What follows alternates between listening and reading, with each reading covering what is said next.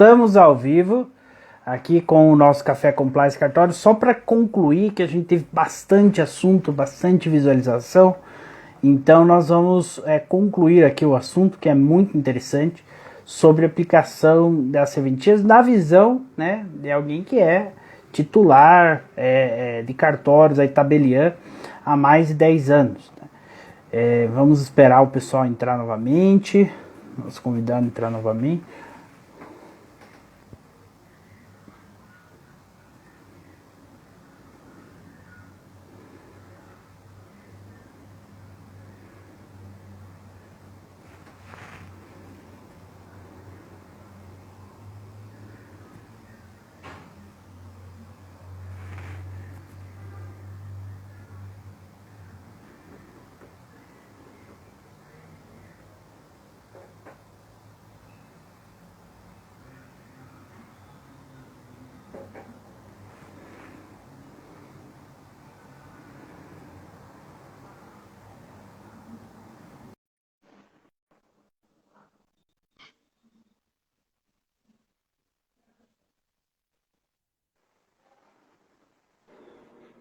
Oi, tudo Voltamos. bom?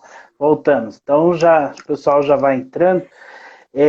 Ai, sabe o que que eu acho que eu errei? Eu não mandei a solicitação, eu acho que vai ficar a primeira parte só no seu perfil. Aí eu não queria botar na do tabelionato também. Será que eu consigo depois?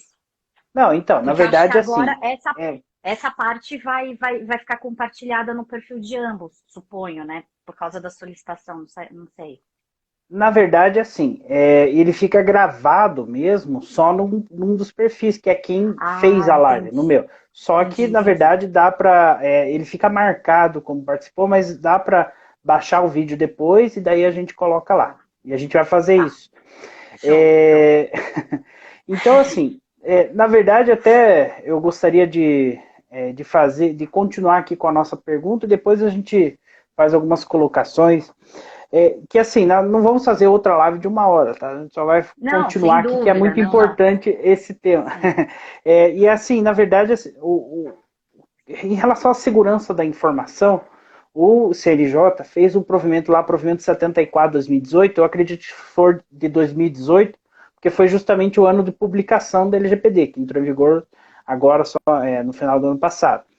E daí ele fez uma diferenciação lá, cartórios, tal, de classe A, B e C, né, só por uma questão de faturamento, e daí algumas exigências.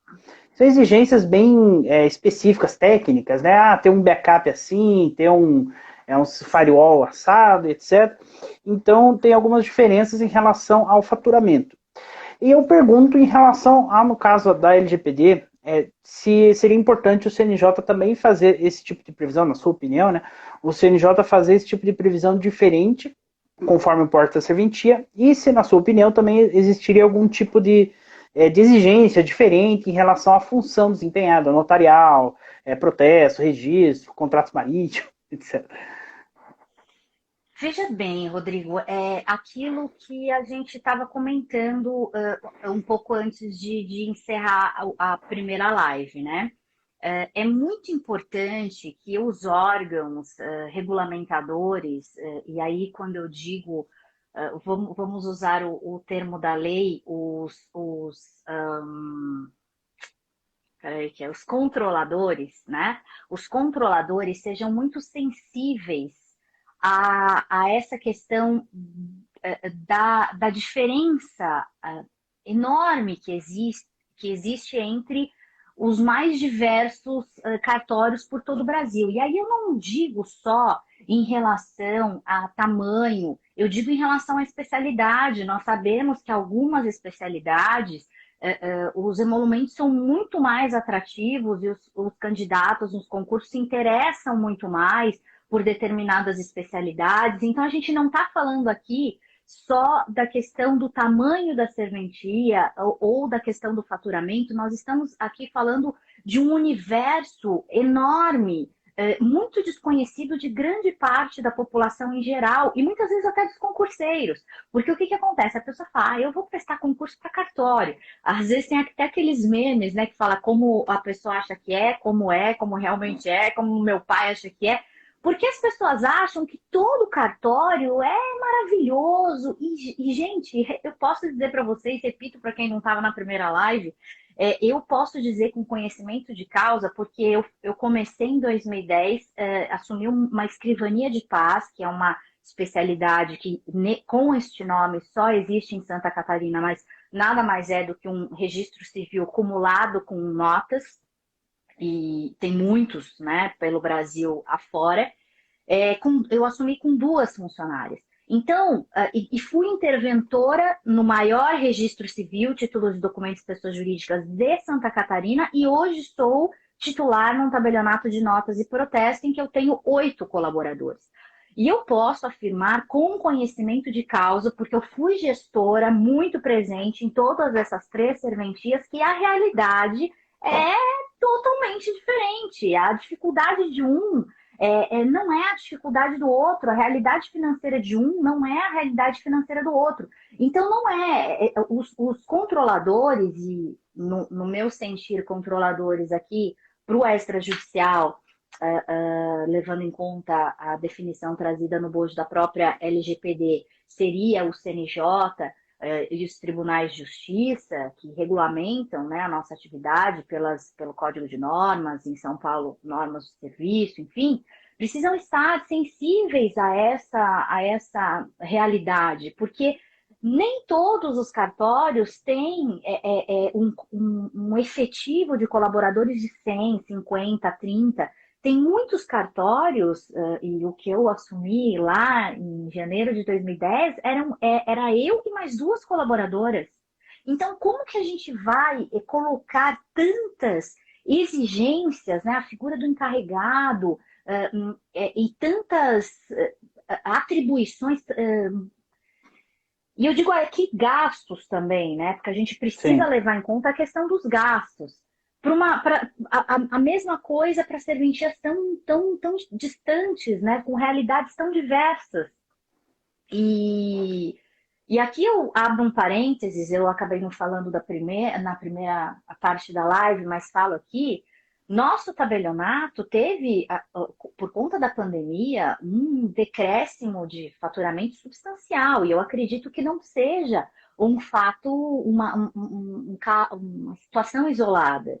Então, isso tem que ser levado em conta, que é uma situação muito particular nesse momento, né, para todos, os cartórios, empresas, tá tudo bem assim difícil, né?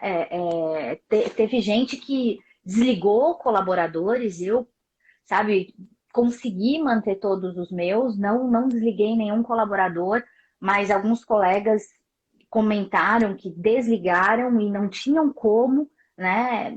Então é uma situação, não dá para a gente tem que ter uma diferença e tem que ter uma sensibilidade em relação aos diversos portes de serventias, aos efeitos que cada especialidade sofreu, e foram realmente diversos por conta da pandemia, por conta de, enfim, fatores N, né?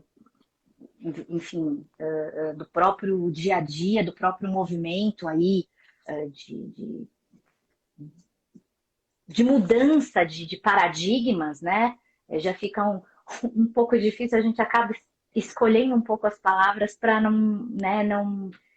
Mas é basicamente isso, precisa haver uma sensibilidade em relação a isso. Eu acredito que eu divergi aqui do TJ São Paulo, coloquei as minhas razões e realmente espero que esse grupo de estudos formado, né, por pessoas extremamente competentes, que inclusive eu tive a honra de ser aluna de alguns desses que fazem parte desse grupo de estudos, revejam essa questão dos cartórios serem vistos como colaborador, como Controlador. controlador, ou como agora eu já tô controlador Operador. ou operador, isso mesmo, controlador ou operador, né? Então, no provimento de São Paulo, controlador, eu humildemente, né, divirjo e penso que nós somos operadores por essas questões que eu coloquei na primeira live, por essa submissão que nós devemos aos tribunais, às normas editadas pelos tribunais, pelo CNJ, pelo TJ, pelas corregedorias, né? Quando eu falo TJ, a gente fala das corregedorias, porque nós somos correcionados, né, pela Corregedoria Geral da Justiça, que é, né, essa divisão específica para o extrajudicial. Então, esse apelo que eu faço com conhecimento de causa para que essas realidades tão díspares sejam levadas em conta. Sejam levadas em conta as realidades, os efeitos da pandemia para boa parte dos cartórios, sobretudo para os tabelionatos. Enfim, é basicamente isso. Então, respondendo a sua pergunta, sim, eu penso que deve haver uma diferenciação nessa regulamentação, porque a gente não pode comparar, e aqui eu saio um pouco do extrajudicial para ficar um pouco mais acessível para a população, porque talvez tenha gente assistindo que não seja do extrajudicial. Não dá para comparar uma gigante de telecomunicação, uma gigante de tecnologia. Redes sociais, né? Redes sociais, exato. Obrigada por dar mais esse ótimo exemplo. Com o mercado do bairro, com o mercadinho do bairro. Eu não estou dizendo, por favor, não me interpretem mal, eu não estou dizendo que o mercadinho do bairro não tem que ter cuidado com os dados. Não é isso que eu estou dizendo. Eu estou dizendo que o volume de dados que ele trata, usando o termo da lei, o volume de dados que ele trata é totalmente diferente. A realidade financeira dele é diferente. A realidade de empregados, de quadro funcional é diferente. Então, essa sensibilidade de saber que nós temos, sim, os grandes cartórios, nossa, sonho de consumo dos concurseiros, existem, sim, mas existem aqueles cartórios que contam com ajuda de custo, que se mantêm com extrema dificuldade e que boa parte deles sequer conseguiram cumprir todas as normativas do provimento 74, né? 4. Uhum. Então é isso que eu peço, porque às vezes existe uma tendência em achar que todos os cartórios são do porte das capitais. Não são, a grande maioria não é. Tá? Aquilo é exceção, depende gente, da tabela viu? de custos. Sim, Muito pessoal também. que presta concurso, por favor, vá olhar enfim, a situação, vá visitar os cartórios e verão que as realidades são totalmente diferentes. Então, não dá para se aplicar as mesmas exigências, enfim, e tudo isso. Nós já falamos. Exatamente. Eu não quero ser tanta repetida, não quero ficar muito repetitiva para quem estava na primeira live, né? Mas, enfim, depois quem não estava, gente, assiste e ficou lá no perfil do compliance. O que eu colocaria, assim, duas questões interessantes sobre, não é tanto do CNJ, mas da agenda regulatória, que no dia 28 de janeiro desse ano, foi o Dia Internacional da Privacidade, todo dia 28 de janeiro. E daí eles publicaram bem nesse dia a agenda regulatória deles. E tem duas coisas lá que eu gostaria de destacar que eu acho que se relacionam. A primeira é que eles já falaram várias vezes que eles vão priorizar muito mais a educação, do ponto de vista da cultura de privacidade, do que a sanção. Tanto que a sanção só vai entrar em vigor no final do ano e eles colocaram o regulamento das sanções lá para o ano que vem. Então eles não vão se preocupar tanto com isso, de realmente inviabilizar os negócios, principalmente os médios pequenos. Agora, lá no começo dessa agenda regulatória, tem a regulamentação especial para micro e pequenas empresas.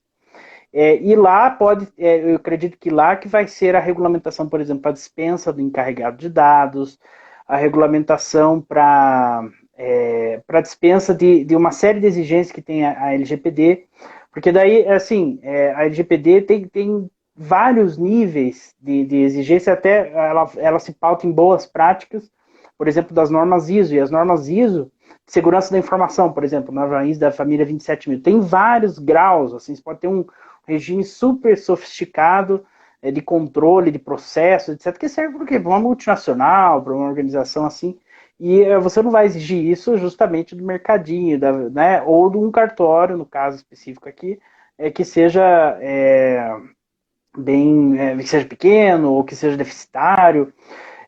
Só colocaria em relação ao porte, tem uma diferenciação que é o grau de risco da atividade. Então, por exemplo, uma clínica médica de pequeno porte, mas que trata dados sensíveis sobre as pessoas, tem muito mais risco de causar dano para as pessoas do que um mercadinho, né? Por exemplo.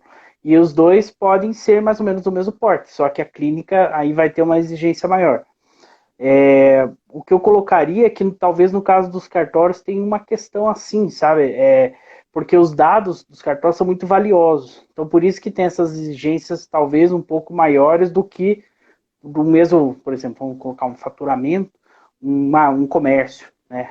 Nesse sentido, porque os dados são muito mais valiosos, inclusive para o poder público. Sobre a questão do controlador, eu não tinha pensado nessa questão, acho que é interessante para reflexão. Eu só pensei em relação, que eu discordo também do provimento 23, em relação à classificação dos subordinados, dos prepostos, como operadores de dados. Porque, na verdade, um operador, ele é responsável pelo tratamento também, diferente do controlador, mas ele é responsável. Poderia colocar um cartório como operador, por exemplo. Agora, um preposto, cada agente de tratamento, seja controlador ou operador, tem que ter um encarregado. Então, como que a cada preposto vai ter que ter um encarregado?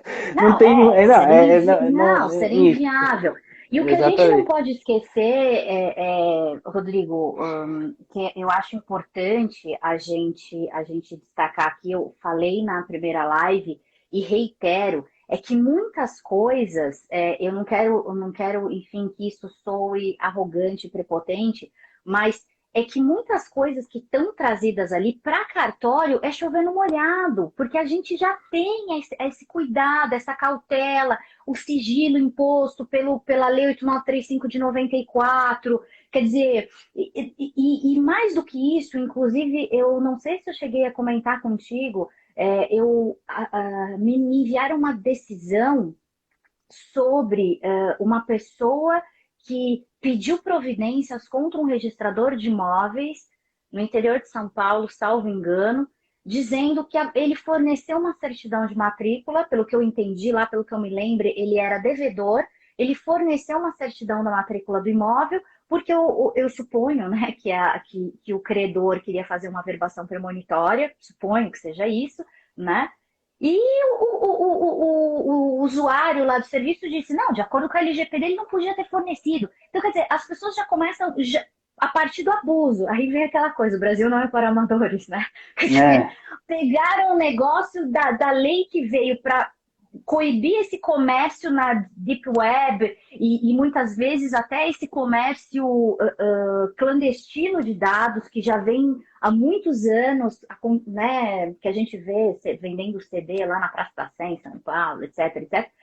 E vem querer trazer isso para a situação dos cartórios. E detalhe, uma pessoa que não tem razão, porque se ele deve, ele tem que pagar, né? Então, se ele tem que pagar, o credor tem que tomar as providências em relação à satisfação do próprio crédito. Quer dizer, se ele é credor, ele vai tomar né, as providências necessárias para fazer a averbação premonitória, para executar, enfim, o bem e reaver o seu crédito. E aí a pessoa já vem pegar a LGPD e dizer, não, não pode fornecer. Quer dizer, se a gente não fornecer certidão, nós da extrajudicial, bom, metade a gente não trabalha, né? Porque a gente dá justamente a publicidade. Evidente, um dos nossos, né? A lei 6.015 diz que nós existimos para dar publicidade, autenticidade, segurança e eficácia aos atos que nós praticamos. Então, a publicidade, tanto que a própria Lei 6.015 diz que nós temos o dever de dar a certidão sem que o requerente motive o porquê, né? Diga ao oficial o porquê de estar requerendo a certidão. Justamente pela questão da publicidade, princípio da publicidade. Sabemos também que, por outro lado, não se pode dar publicidade a algumas questões do registro civil.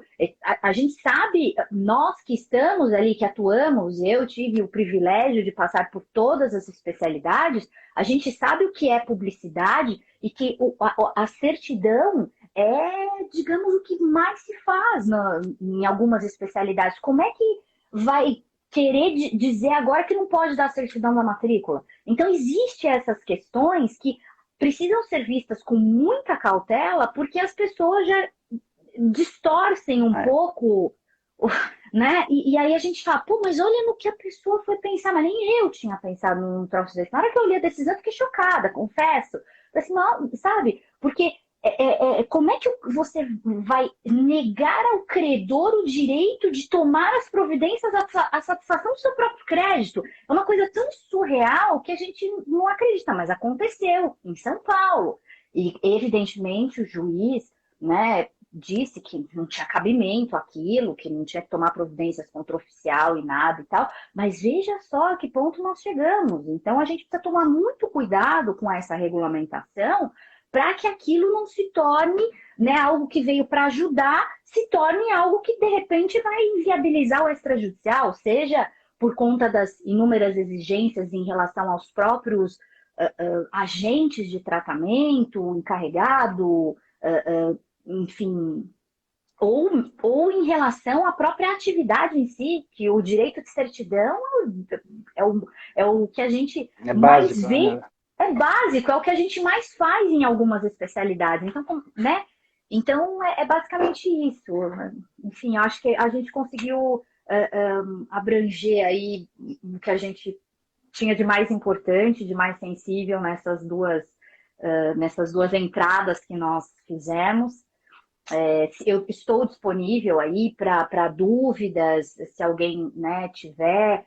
Como eu disse, o meu sentir em relação ao provimento bandeirante foi algo que eu pensei bastante, né, antes de vir aqui expor a público. E caso alguém identifique alguma falha nesse meu raciocínio, por favor, me diga, porque esse foi a conclusão que eu cheguei, que nós não poderíamos ser considerados controladores, e Controlador. sim operadores. E me preocupa essa questão porque, como eu disse, o grupo de estudos lá do CNJ tem uma participação paulista muito substancial e, portanto, a gente se preocupa que isso vire uma normativa em âmbito nacional, e eu acredito que essa questão deveria ser feita com bastante cuidado, Repensada. repensada, levando em conta pontos de vistas diferentes. Não estou dizendo que o meu ponto de vista está certo, mas só dei um contraponto aqui de quem está, né, Na na área, atividade, no na dia a dia. atividade Exato, cotidiana, né? Exatamente, esse era o exatamente. objetivo justamente da nossa live. Não era tratar questões conceituais, assim, só de privacidade e tal, mas justamente trazer essa visão de quem realmente atua, tem experiência na área, tem bastante informação na área. E isso é muito importante para a gente saber, né, até eu como um profissional que atuo para cartórios, independente da LGPD, faz anos que eu atuo como advogado nessa área, então é interessante a gente ver o ponto de vista mesmo de quem está no cotidiano. E assim, eu agradeço imensamente, eu acho que a gente tem mais uma pergunta, mas nem vamos abordar, porque já estamos na segunda live. E eu agradeço Ok. bastante as suas colocações. Eu acho que trouxe uma visão própria, uma visão de quem atua na área, tem experiência bastante.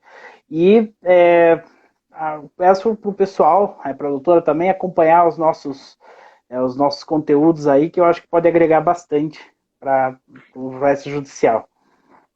Sem dúvida, eu que agradeço a oportunidade de trazer um pouco da minha visão, daquilo que eu estudei, que eu venho estudando desde a publicação da LGPD, daquilo que é importante ao extrajudicial, e agradeço a oportunidade de contribuir e, enfim, de ter participado desse momento, e espero que eu tenha sanado algumas dúvidas, enfim, que eventualmente algumas pessoas possam ter. Me coloco à disposição, né, que é para responder outras dúvidas. Podem mandar para o João Rodrigo ou mandar para nós no inbox do Tabelionato. Às vezes eu demoro um pouquinho para responder, mas eu estou sempre olhando e estamos aí à disposição para estudar, para contribuir e melhorar sempre o extrajudicial, enfim, melhorar os estudos, os estudos acadêmicos de um modo geral, né? Agora, especificamente, foi sobre a LGPD, mas a gente estuda sobre tudo, que é o nosso dia a dia. Acompanhei também o Tabelionato Jaguaruna, né? Esse é o canal aí da doutora Maíra, do Tabelionato. Justamente por lá que eu tive a ideia de convidá-la para o nosso programa de entrevistas, né? Porque eu achei muito legal aqueles videozinhos explicando conteúdos, eu acho muito educativo e vejo que vários agentes delegados e outros colaboradores de cartórios têm postado esse tipo de conteúdo e eu acho muito interessante. Até porque as pessoas que vão procurar o tabelionato já entendem algum conceito ali, já até evita talvez uma suscitação de dúvidas. Mas brincadeira essa Exato, parte. Mas eu acho importante isso para a população e para os outros pessoal de cartório. Então, eu agradeço, até mais e é isso aí. Obrigada e boa noite a todos. Boa Tchau, noite. tchau.